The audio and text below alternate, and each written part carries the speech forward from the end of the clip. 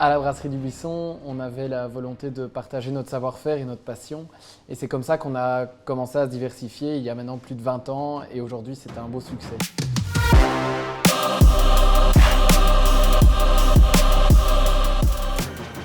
La brasserie elle existe depuis 1769, donc ça fait 250 ans. Si on doit donner un moment clé, c'est probablement l'année 2000 parce qu'on a connu la création de la cuvée des Trolls.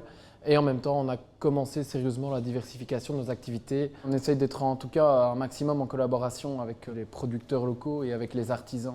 Quand on est ici dans la boutique, on a toute une possibilité de produits qui sont en rapport avec nos bières et qui ne sont pas nos bières. Donc c'est un chouette moyen d'amener la bière finalement. Dans tout le projet de la brasserie du Buisson, ce qui tourne énormément autour, c'est le partage de notre savoir-faire, le partage de notre expérience.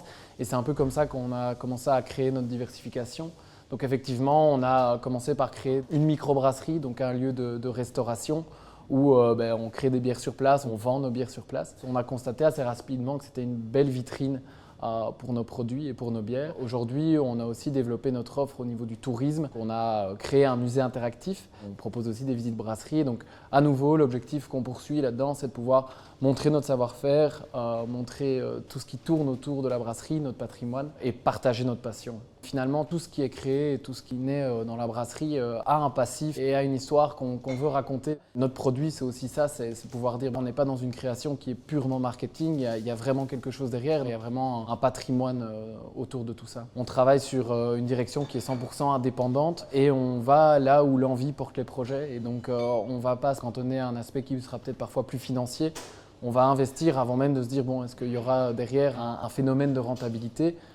Et donc du coup, ça permet de se lancer dans des choses qui sont parfois un peu dingues et qui ne sont pas toujours raisonnables, mais qui amènent une vraie plus-value autour du projet. On capitalise, on espère derrière qu'il y aura effectivement par l'éducation, par la transmission de notre savoir-faire, une certaine adhérence de notre public sur nos produits et sur nos bières. Et donc derrière, on va créer de la notoriété, on va créer de la connaissance et on va pouvoir effectivement vendre, croire en ses idées et rebondir dessus. Et puis parfois, d'une idée, on en amènera une autre. C'est finalement ça que ça amène, c'est de pouvoir amener une dynamique autour de son produit et de son projet. C'est vrai qu'il y a ce côté familial, mais c'est, je pense, qui permet aussi de nous donner un peu des ailes, puisque quand un projet est là, on le poursuit, quoi.